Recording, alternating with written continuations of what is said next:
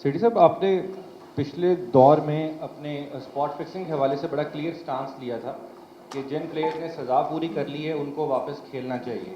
लेकिन अभी जो रिसेंटली चीफ सेलेक्टर थे शाहिद अफरीदी, उन्होंने ये कैटेगोरिकली कहा कि जो 3 मैचेस खेल भी चुका है, सब प्लेयर जो कि सज़ा मुकम्मल करके 3 इंटरनेशनल मैचेस खेल चुके हैं, उसको ग्रीन सिग्नल नहीं मिला आपकी तरफ से।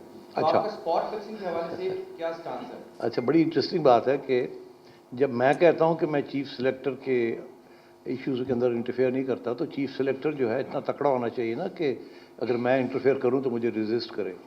तो अगर मैंने अगर कहा और उन्होंने नहीं रेजिस्ट किया तो फिर शायद इट्स नॉट माय फॉल्ट। मगर बात यह है, ऐसी बात नहीं होती। होता यह है कि सब मिलजुल के ही बातचीत चलती है, और eight the end of the day जब सेलेक्टर्स मेरे पास आते हैं कुछ लेके, तो जाहिर है उन्होंने अपना form, but constitutionally I have to sign off on it. ये उसी किस्म की चीज़ है जैसे कि प्राइम मिनिस्टर को एक ऊपर भेजता है बिल, प्रेसिडेंट साहब साइन करें, constitutionally has to sign, but he has the right to ask questions, he also has the right to send it back. मगर at the end of the day अगर वो टिक जाए कि जी नहीं आपने करना है, तो then I have to sign. तो मैं ये समझता हूँ कि ये कंसल्टेशन चलती रहती है और अच्छी चलती रहती है, और गिव एंड टेक होती है। और मैं technically I will never interfere, technically I will never interfere in team selection, but at the same time I hear all your voices, I hear many technical experts saying something different, so it's मेरा हक है कि मैं फिर I raise these points with the selectors, then it's their decision. Sorry?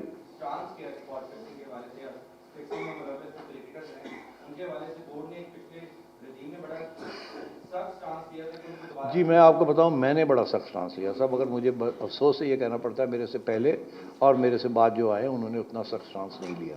ये मेरा एक मौक़िफ़ रहा है।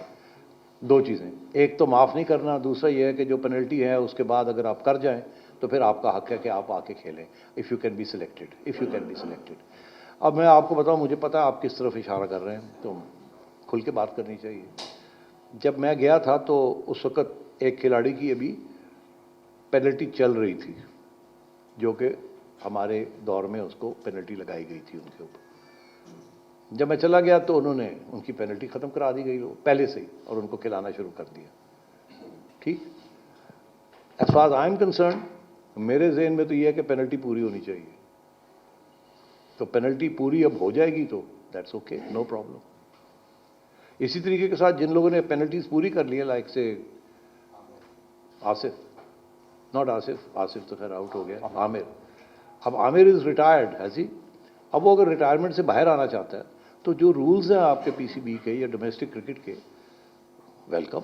आप रिटायरमेंट ने आपने अनाउंस की थी, आप come out of retirement, play, be selected and play.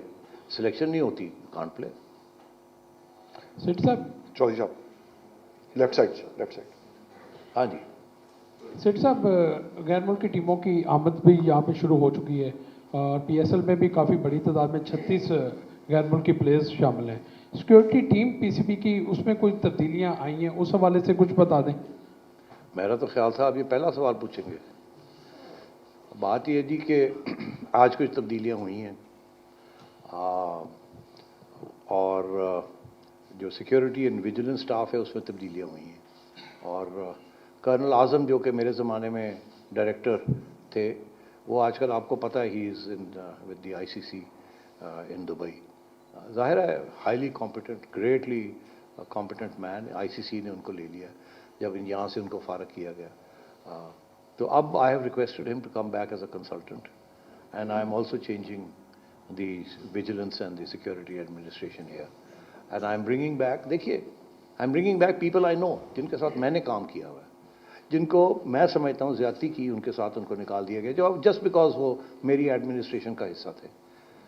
ऐसे नहीं होना चाहिए। They are all competent people, they did a great job. जब बहुत टेंशन थी मैच फिक्सिंग की और पाकिस्तान में आने की and so on and so fourth, तो उस टीम के साथ मैंने काम किया हुआ है, मुझे पता है उनकी अहलियत क्या है, क्या कॉम्पिटेंस लेवल है। तो इसलिए हर बंदा चाहता है अपनी टीम लाए और अपनी टीम के साथ काम करे।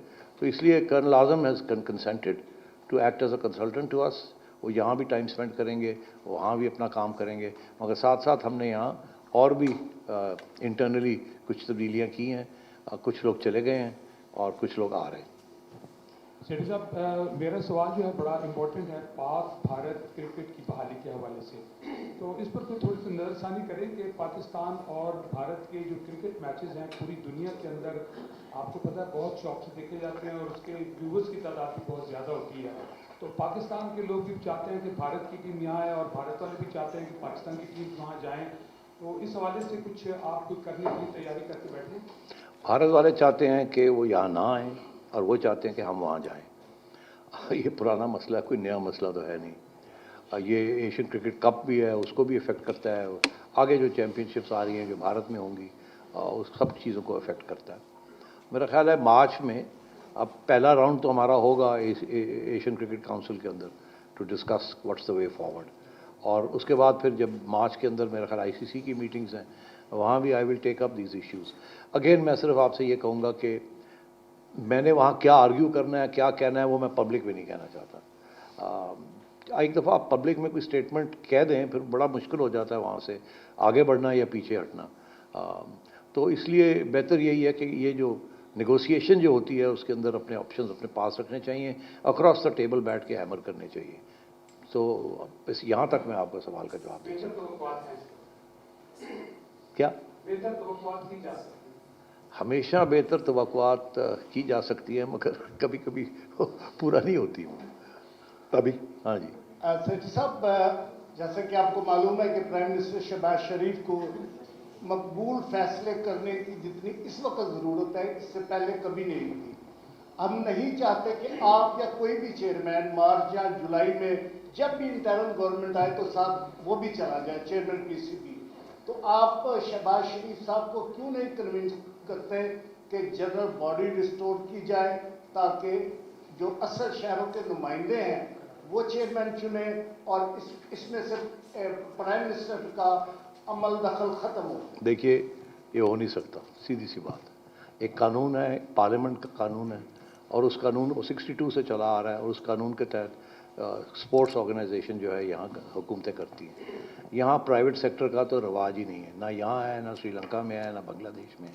ये वो ममालिक हैं जो कि इंडिपेंडेंस में लेट आए और यहाँ प्राइवेट सेक्टर डेवलप नहीं था।